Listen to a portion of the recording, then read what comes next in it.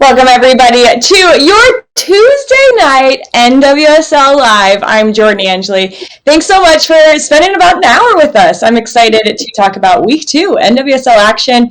And of course, it's not just me, but I will be joined by my friends Jeff Kassouf and Lori Lindsey as we get ready to bring them in here. There's a lot to chat about for this week. It's going to be a packed show, not only breaking down what happened over the weekend, but we get to talk to Houston's Megan Oyster in just a few minutes, so it's going to be so much fun to get to chat with her. But how are you guys doing? You guys look great. Oh, thank you. Been watching a baby all day, so I'm glad I look good. Laura, how you doing?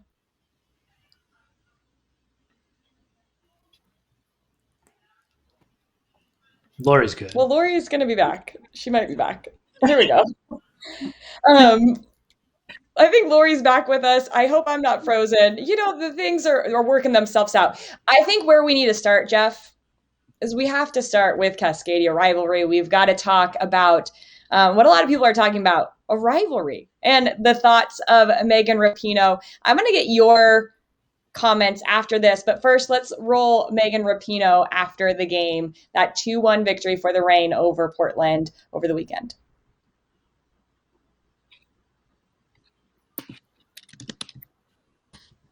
You know, obviously the like OG Thorns players, I'm sure the owners feel the same, in management here, and obviously us, we have that rivalry that's, you know, going back 8-9 years. So when you bring new people in, you change coach, all the thing, you know, you do kind of leave a little bit of that behind. So I think that's definitely a point of emphasis for us. You know, having come down here a couple times before this year and just not having that spirit, we definitely wanted to bring that. I mean, outside of, you know, playing international football, this is the biggest and the best and the most fun game that you could possibly play. It's a great atmosphere. Obviously, the Thorns fans need no introduction. They're incredible. They have one big problem, though. It's that they love me, so it's really difficult for them to cheer against me. So when I scored, I had to go right over and really like talk my shit. And I was like trying to talk shit to them, and they just kind of didn't know what to do. And then finally, someone gave me like a big double "fuck you" middle fingers up, and I was like, "That's what I'm talking about. Like that's the kind of rivalry that we want." So I think for me, you know, obviously I haven't been able to enjoy a lot of football lately. I've had a couple, you know, nagging injuries and this and that, and not the minutes that I want. So to be able to play in such a big game like this for us, obviously to be able to score a goal, I had so much fun today. I always love coming and playing here. Like I said, outside of international football, this is the best game that you could possibly play. So Jeff, it's so good. This post-game thoughts from Megan. You know, to be able to lock in, score. When you're seeing that, what's your immediate reaction afterwards? Take 3 points home. Yeah, I was on that call, so it was. I mean, it was entertaining, but I think it was also. It wasn't just entertaining; it was very truthful in the sense of the rivalry. You know, what's needed. I think she said multiple times, it's one that needed a little boost. It had gone. I don't know if stale is the word. Maybe flat. You know, North Carolina, Portland. I think for the last few years has had a little bit more spice, even though the geography maybe isn't the same as Reign, Portland. And, you know, I think what she said is so true. I mean, it's a great rivalry that needs to be boosted and played up. And, you know, she's having some fun with it, as she should. I thought it was, you know, if you really listen, I think she was very thoughtful actually about how she said it. And even, I haven't even seen that much bad reaction from Portland fans. I think they've understood what she's saying, and that somehow by even despite what she said elsewhere in that clip, she actually was praising them, and that's the point. Yeah, Lori's doing a little disappearing act, but I'm going to get a quick thought from you, Lori. Is this what NWSL needs? A little spice? Can you hear me? Yes, I didn't know what's going on. I'm turning into Jordan in this show. Yeah, it absolutely is. We need these you know, there's so many great stories within the NWSL players. We need these stories. We need these rivalries. We want some of the trash talking or the banter, if you will. And it's fun. And that's what the rivalry is all about. I mean, OL Reign, 3 of those players, are actually 4 with Fishlock, Megan Rapinoe, Lou Barnes and Steph Cox have been there from the very beginning, so they understand what this game means, what it's like to go against Portland and play at their stadium in Providence Park, one of the best in the world. So yeah, it's fun, it's exciting, and it was, as Megan said, much more than just going to be beating each other in a tactical battle that night. It was going to be about tenacity and mentality and who's coming out with the most emotion. Mm-hmm. Yeah. All right. If you guys are in the Twitch chat, make sure you let us know what you guys think. Gosh, it's just, it was funny. And just when she scored the goal, she took a little U-turn to go straight over to the Rose City Riveters. So I thought that was pretty funny in and of itself. Let's move on. Another quick thing before we get to our guest of the hour. We're going to go to Louisville. A big day for Amina Ekic, the hometown girl, gets a goal. Jeff, what does that mean for her? What does it mean for the city of Louisville in that moment where she scored a big time goal for her club? Yeah, I think obviously a great story, her being from Louisville, going to college there, first, pro goal there. And I think she's been very good. She's been a bright spot for them. I was surprised actually that she was coming off the bench for the past couple of games, but I think she's been very good. And obviously, you look at that story and you think about her being a rookie a few games in, and I think, there's the potential there to be something even longer than that, right? That this is the base of a bright future for her and for that club and that relationship. So, I think great goal for her, obviously, and really just, I think deserved based on her early play so far in the Challenge Cup and the season. And a big win for Louisville, obviously. If you're watching the stream, if you're watching the stream, also tell us what you think about the lights going on and off. I mean, that video right there gives you a good indication of what we see as broadcasters.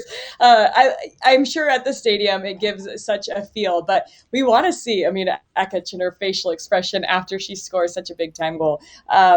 But great to see that happening in Louisville and them stamping down a good victory there. So, guys, quick first segment. We're going to go on to the next, take a quick break. And after this, we are going to be back with the newest member of the 100 Caps Club. It's Megan Oyster, just after this.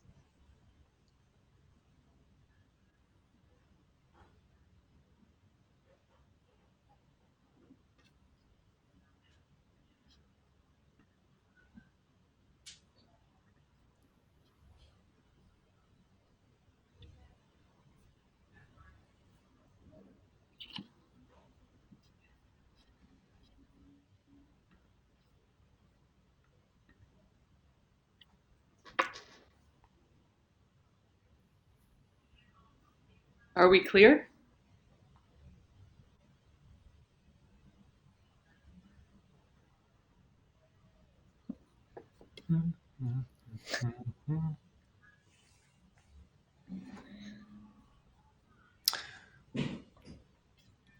All right, I might just roll on. I think we're still on. No. So I'm going to we're not? Yeah. Can you hear me? Yes, Laura. You can. Everything's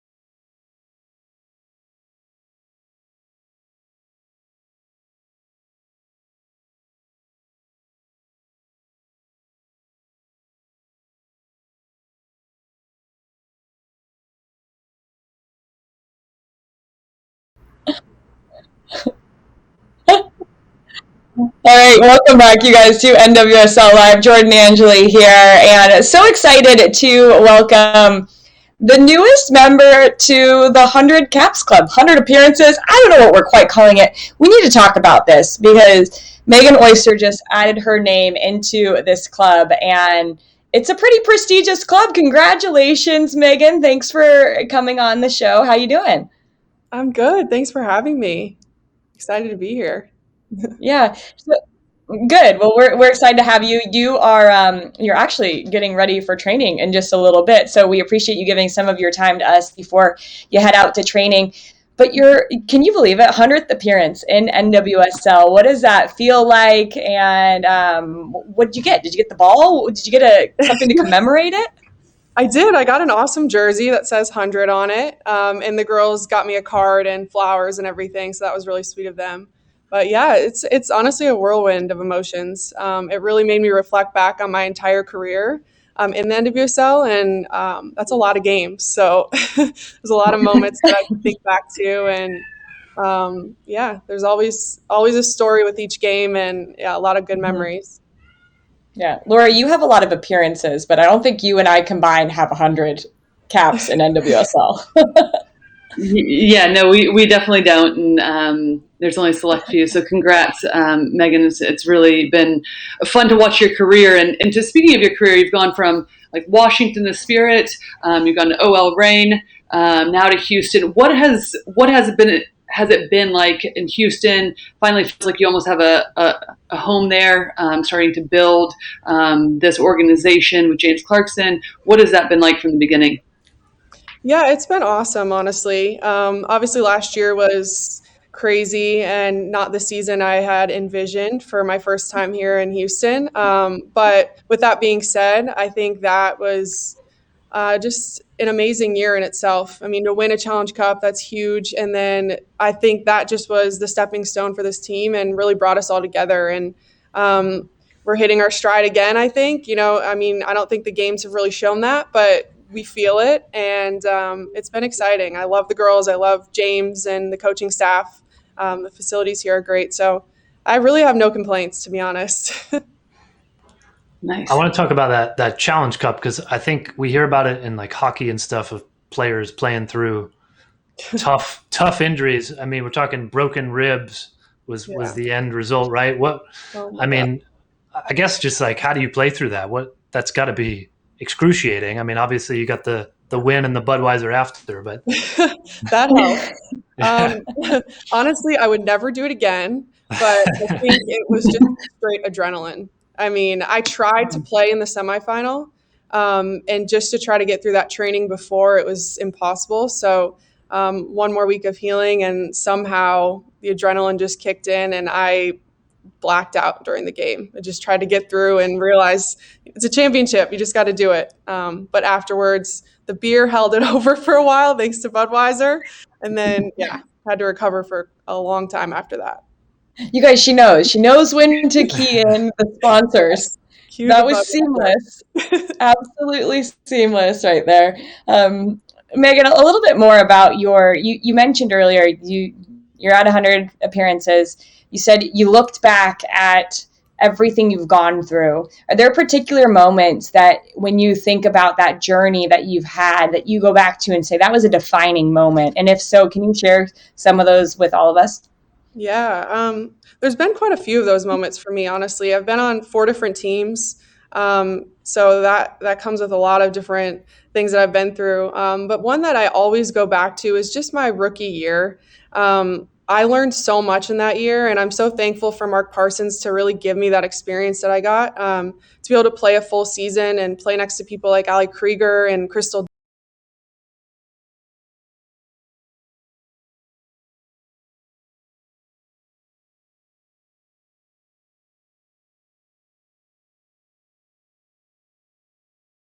Try to remember what it felt like to be that in those shoes. And so that was one. And then all the trades that happen. I think, I try to take what I've learned from each team and bring it into the next. And there's been quite a few of those. So yeah, it's been a journey.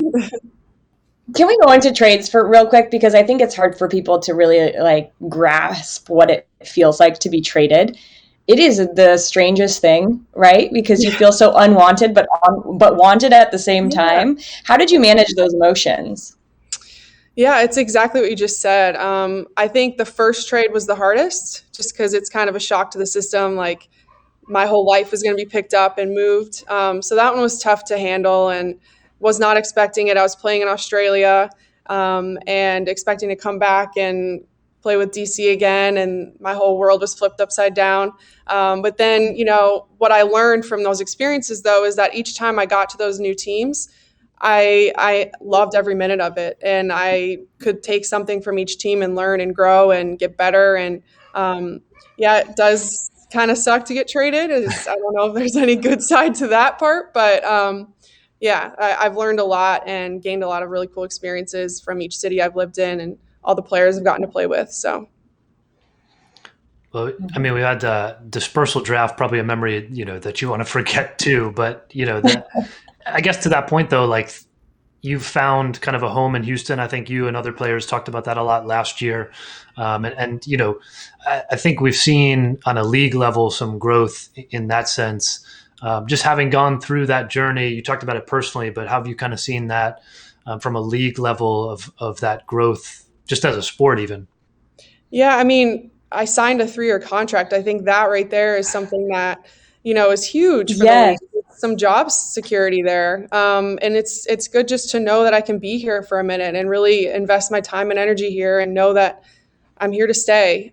So that was a great feeling. And there's been so many positive changes. This is going on my 7th season right now. And yeah, from my rookie year to this, it's completely different. The facilities are better.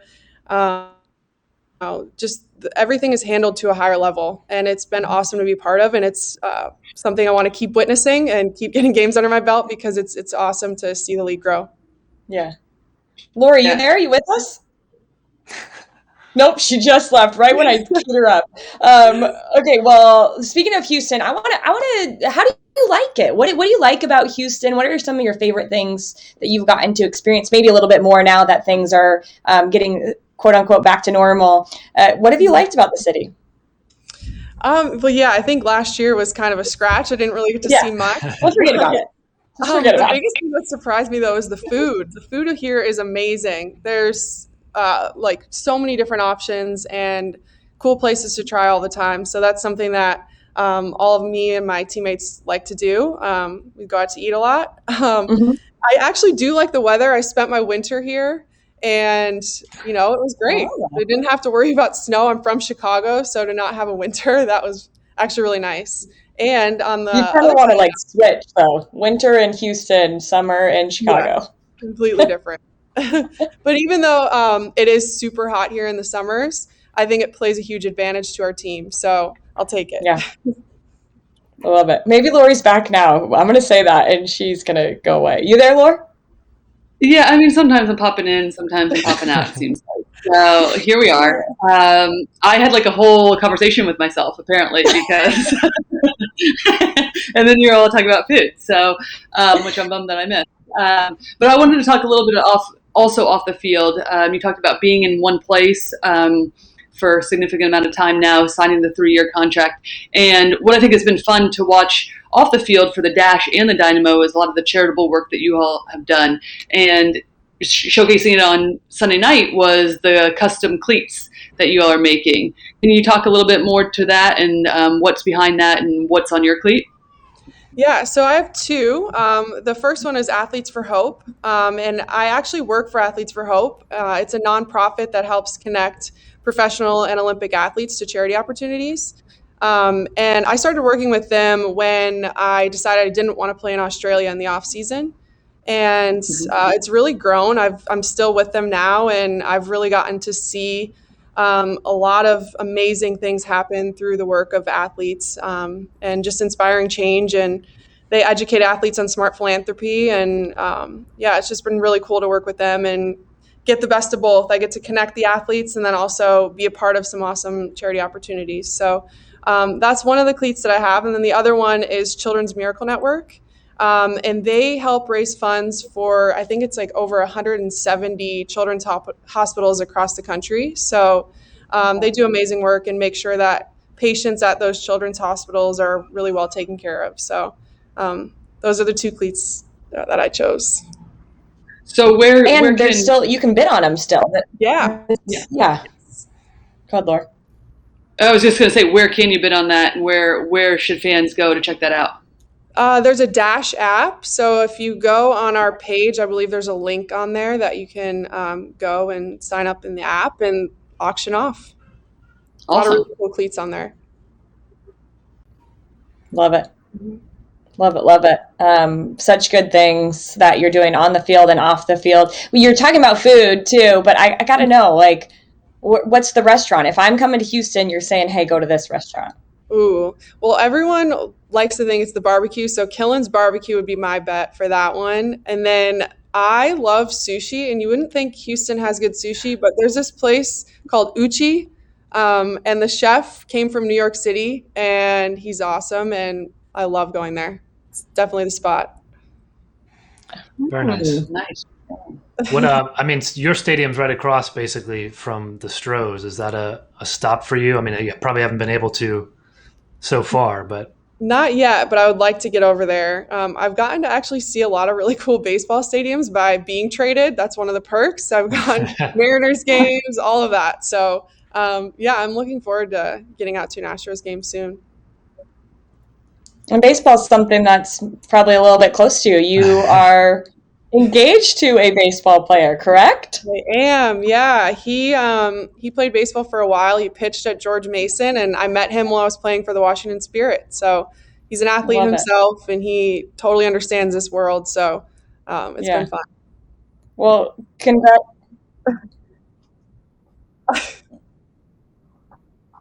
Perfect. Exactly. How is the wedding planning going? Oh Yeah. man, that's been tough trying to do that with Athletes for Hope and soccer. It's a lot, but I'm really excited. It's December 4th, and I'm hoping a lot of NWSL girls are able to go because it's our one window of time to have something like a wedding. well, listen, I'm just gonna say, I think you guys know, I planned our wedding for what was supposed to be the off season, and it was changed mid-season, and it became the day of the championship that year. So. Oh wow. Jeff, don't throw that out there right now. No, you got a little bit. You got a couple weeks of buffer time there. So I hope so. Fingers crossed. That's so exciting. Congratulations. I'm sure it'll be great. And I can only imagine the dance moves that are going to go down on that dance floor with all your friends. And great work with Athletes for Hope. That's I worked with them for many years, and actually remind me I need to email them back about something. So thanks for that little mental reminder. I know Jeff threw this question in here, and before we let you go, because you're going to have to go do this in just a few minutes, but defend some of your own teammates. If you're thinking about this league, who is the toughest player you have to defend? Ooh, I get that question a lot. And not just because we just played them, but Amy Rodriguez is a handful. She's always on my back shoulder. She can make a run from across the field, and you're like, where did she just come from? She's darting into the box constantly. I mean, she's a handful. There's so many amazing forwards in the league. Yeah. I mean, I could go on and on and on, but pretty much every team has somebody that I'm scouting out for a long time. Yeah. Sneaky player she is. Thank you so much, Megan, for giving us some of your time. I know you're about to go to training right now. Hopefully the weather is all right, because you said it wasn't great earlier. Has it cleared up? It's cleared up for now, but I'm very hesitant to say that. Okay. That's one thing you don't say, right? So we'll see. Thank you so much for joining us. And we really appreciate you giving us some of your time, and good luck tomorrow. Thank you so much. Yes, thank you. Really appreciate it. Thanks guys. Megan. All right after this break, we will be back to break down a couple games, North Carolina against Orlando, and we're going to talk about that Cascadia rivalry just a little bit more. So stay tuned. We'll be back after a short break.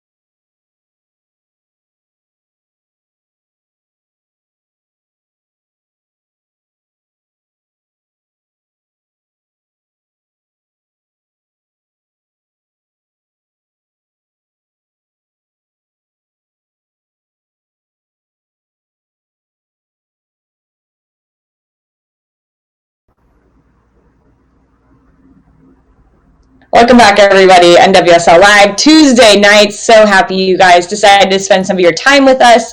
All right, I'm going to bring Jeff and Lori back in. We are going to talk some specific games because there was a handful of really good matches over the weekend, but a couple caught our eye. When we're looking at the lay of the land over the weekend, Jeff, Lori, we thought, all right, let's pick a couple games, break them down. The first game we're going to talk about is this game at North Carolina Courage hosting Orlando Pride.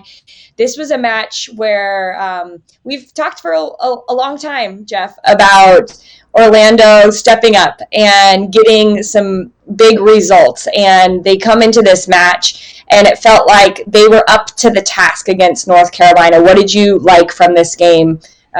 When you look at your takeaways? Yeah, first win for Orlando over North Carolina in 3.5 years. I think we saw that building a little bit. The last 3 times they've met over the last 8 months have been draws. A couple of them, well, at least one of them was wild. But I think actually if you look at maybe that post-game quote from Paul Riley that got a little bit of attention about how direct Orlando was playing and, whether that was real football or not, I think that actually hits on the head a little bit. And before that little snippet, one sentence that got the attention, he actually says, what the point is there for the Pride, and it's that they tried to be this very, team that tried to play out of the back, and they just didn't have necessarily the personnel and the pieces that they needed to do that in those past years. And we saw how that went. I mean, most goals given up in a season, and they've actually said, all right, that hasn't worked. They've brought in some personnel that kind of fit a little bit better together, fit this league. And, they've gone a little bit more direct. It's a direct, I would say, more specifically, it's a transitional league. So they've embraced that. And, I think Mark Skinner, I've personally talked to him about that sort of artistry that artist comment that he's, has talked about in the past. And they're just finding that balance. That's the word. It's a little bit cliche, but I think he learned, and by way of that, they learned through that bad 2019 season that they have to play some of that direct ball. And we saw it, and they have the personnel to do that. Sydney Leroux, Yeah. Alex Morgan on the score sheet. Those are 2 players that will always be a threat in behind. Yeah, I'm not over the first touch from Alex Morgan on her goal. It was absolutely stunning and exactly what we've known from her for years, but still, it is a perfect touch. Lori, I'm going to flip it to you for the other side. For North Carolina, this is their last game without Sam Ewis. She comes back into the fold over the weekend. We don't know if she'll be available, if she'll play. If she's available, I'm sure she will play. How much will that help that team right now at a moment where they're coming off this tough loss? Oh, immensely. And there is word that she will play. That's obviously yet to be seen because the game's not until Friday. But I think it'll help them immensely. When I spoke to Paul Riley even a couple of weeks ago, I was asking him directly and this is before the news even came out about Sam Ewis coming back, but I was like, what is it that you're missing in that midfield from players like Sam Ewis and Crystal Dunn? And he said, in particular, Sam Ewis, her ability to play 2 ways, somebody that could connect the lines in a different way than they have right now, her ability to cover ground. And with the way that they like to play in terms of pressing, in terms of being sending players forward, their outside backs, getting numbers forward in the box, it demands that they have players that can get back and help cover transitionally on the defensive side as well. And they've been missing that. And you can see it's a bit more predictable, a bit more methodical through the midfield. They don't have somebody that can open up the game with a big pass like Sam Ewis can. So I think just in general with her presence, her aerial presence, her ability to open up games, as I mentioned with the long ball, but also just her ability to cover ground as well, will provide a whole nother dimension in that midfield for them. And then, listen, outside of that result, they haven't had that many. They're still in these games. So it's not the same dominant performances that we've seen from North Carolina we're accustomed to. But they're going to get some players back outside of Sam Ewis. There's talks of rumors that we don't talk about on this show, but we're going to put them out there anyway. Della Kemper maybe coming back. So listen, as much as like we're seeing Sydney Leroux and Alex Morgan starting to step up and then playing together, right? There's a lot of teams that still have some personnel that we've yet to see. And second week in the season. That's a great point. And we saw Dabinia miss something that I don't think Dabinia will ever miss again in her entire life, a sitter in front of goal. And so this could very well have been a 2-2 game when you're talking about North Carolina creating opportunities. They were going forward, but a big boost for Orlando Pride as they get out of this one with a 2-1 win. They get their 2 big time goal scorers on the goal sheet, which at the end of the day is going to give them confidence going into the next game. So good analysis on that, you guys. I know Lori dropped out there, but she really did love it. She did love it, and she's back for more. All right, so we're going to move on to the next game. And this was a game, Lori, you called, and it was a fun one to watch. It was a fun one to call. I think you and Mike Watts were drinking all the water, taking deep breaths there at the beginning of the match because it was absolutely ridiculous. OL Reign at Portland Thorns. This started off hot and fast and furious. Lori, is this what you came to expect, or did it kind of hit you even by surprise of how quickly it got off to such a high intensity? Yeah, I mean, I think it caught us all a bit by surprise, and it's something that Jeff and I hit on, and Jeff more so at the beginning of this show, which is the fact that, we've been wanting a little bit more of this from this rivalry. What does it look like? Can we build this up even more? And quite frankly, Portland's gotten off to some really good fast starts from the beginning in the Challenge Cup and in this season, and especially in that 5-0 win against Chicago the week prior. So I had expected Portland to come out in front of their fans and be on that front foot. Yeah. Really good, I think. I was going to say, be really good. I think she's right, though, that, we've talked about it on the show before, Portland at home getting off to fast starts. I'd have to look at the actual stats, but it's happened in the Challenge Cup, and it's a trend. Right. Yeah. And it's something that has to help with the Rose City Riveters right behind them. Megan Rapinoe even said how that is exactly the atmosphere you want to play in. It's next to international soccer. That is the best atmosphere to play in on the women's game, as we see her celebrating, blowing some kisses to the Riveters there. Lori, the game didn't slow down. It was back and forth. There were goals on both ends. And I think for OL Reign, this was a look where we've been saying, and a lot of people who write about the team and talk about the team have been talking about, okay, who's going to step up? And it seemed like there were some key players stepping up in situations. A lot of that has to do, in my opinion, with Jess Fishlock and her ability to unite a squad. Did you feel like she was a pivotal player in this game? Oh, certainly. And in many ways, player of the match for me. I mean, listen, this isn't her only year that she's been doing this, right? I even said it in the broadcast that I felt like she was the catalyst in those early years to allow Kim Little to be able to do what she did in and around the box and score so many goals, because Jess Fishlock covers so much ground, the energy that she displays on the field. So in many ways, both sides of the ball, I thought she was one of the best players on the field. And then you just look at her, you have Megan Rapinoe, Lauren Barnes, you have Steph Cox, those 4 players that have been there since day one, that understand what the rivalry is about, what it takes to get out wins, when it's not just about what you're doing on the field, it's about managing the emotions, the mentality in front of what you all just said, which is the River City Riveters, and how difficult it is to play at Providence Park. So really, I think a big win for OL Reign in terms of where they're going to go, and until they get some of these other pieces, Rose Lavelle coming in, these other big names that I think that'll take them even to another level. Huge win. And for Portland, listen, they're the best team. I have some questions about really what their plan is in the attack, because for the quality of player that they have, I think that they should be punishing teams more so than they are. I'm not sure that's for this. Jeff, I was going to throw it at you anyway, so Lori left at the perfect time because I wanted to know what you thought. I feel like they've got some really young, good talent up front. Sophia Smith, they've got Morgan Weaver, who are showing glimpses of what they can do. How do they connect? How does that connection happen? Because it does feel like at moments it is a little pulled apart and disconnected for Portland into the attacking third. Well, I think Weaver's been very good for them, probably maybe underrated in some sense. But, I think some of that question, what happens with Sophia Smith in the Olympic picture here, obviously, the Thorns will be hit pretty significantly by the Olympics period, whether that's, she's added to that mix or not. So I think that's, a bit of a question for them, but I don't think it's a question they can't answer. They have the depth.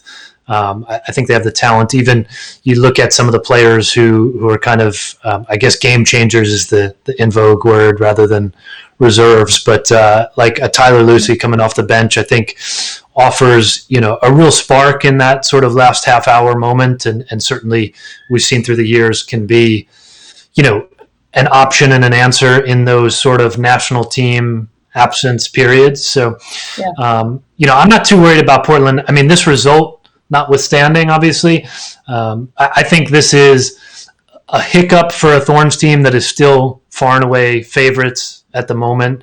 And for the Reign, I think this could be a catalyst because we've been asking since last year, what's this identity for this team? And I think for the first time, even if it's not tactically, we've obviously seen some of that, but for the first time, we really saw them dig in and show some of what we've seen from those past years that I don't think we've seen at least since 2019. Yeah. Lori, that just made me think. You've been a part of an Olympic squad, and you're talking about Sophia Smith, and is she going to be on that squad?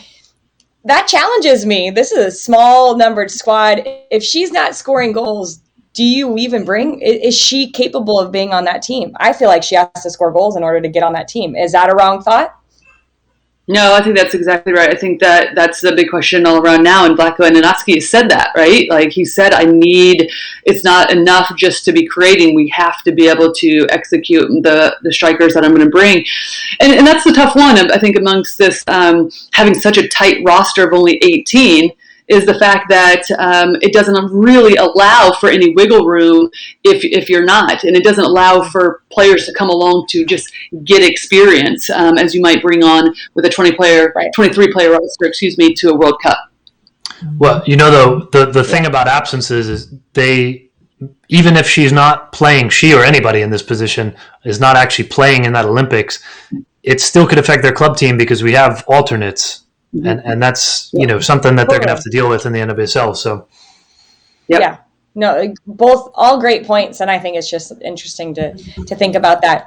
If we talk about this in a few weeks and she's scoring goals, I mean, you have to take the hot hand. So it's interesting, right? It's such a small roster that you need the players playing at their peak form right then. Good luck, Vlatko. Don't envy your job right now. Okay, we're going to take a short break. And then actually, I think we're just going to go straight into... No, let's take a short break. We're going to be back after this. We're going to do a little bit of take it or leave it with Jeff and Lori, a couple of things for them. And then we're out of here. We're going to preview the games and send you guys on your way. So we'll be back after this short break.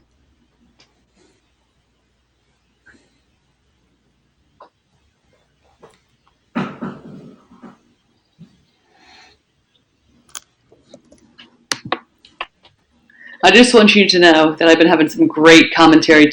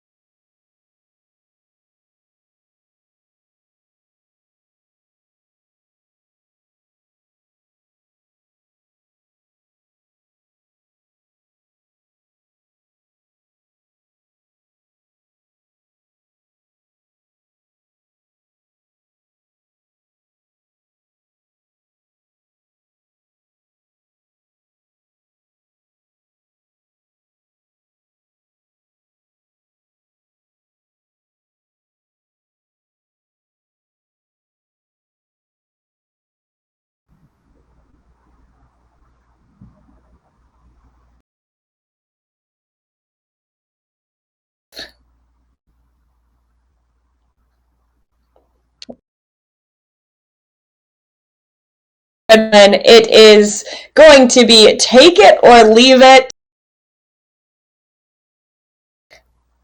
That we've got.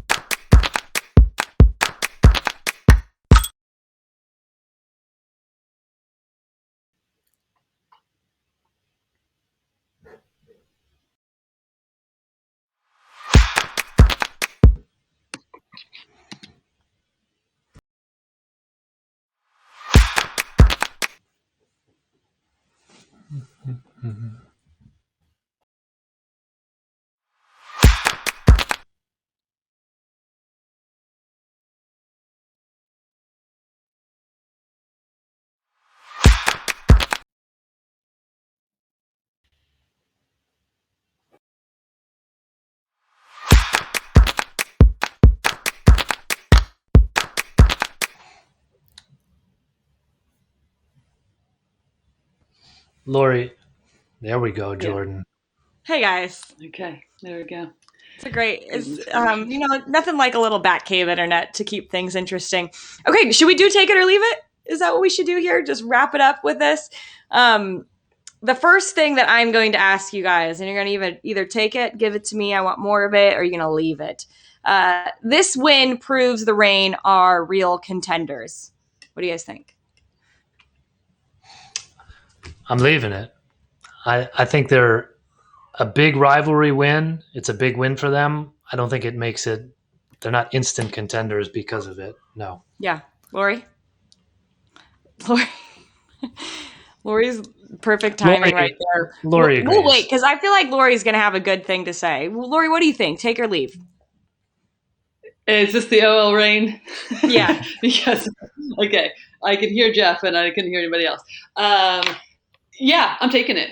I don't think this is like, all of a sudden they're in the championship, but I think this is a huge momentum build for them. I think it shows that they can dig deeper and get out wins that, again, we haven't seen in a long time from this OL Reign team. And then they have some big players coming in that are going to help them through the Olympic time when they are going to miss some players.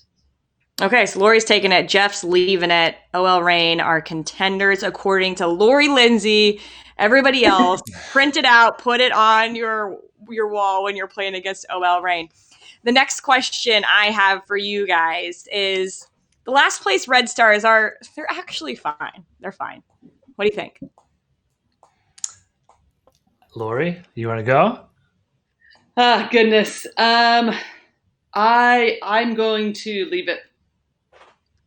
It's not that I necessarily don't think they're going to be fine. I'm just like, at this point in time, I don't see, outside of maybe Mal Pugh hitting her form, how they're really going to score goals. I mean, they're difficult defensively, but I think if you don't start winning soon or collecting points consistently, that's draining in a long year, and it's hard to get yourself out of that. And I think that's a little bit where they are right now, and they're headed into a bit of a road trip, and they're going to need to get some points. And I think it's a tough one for them. All right, Jeff.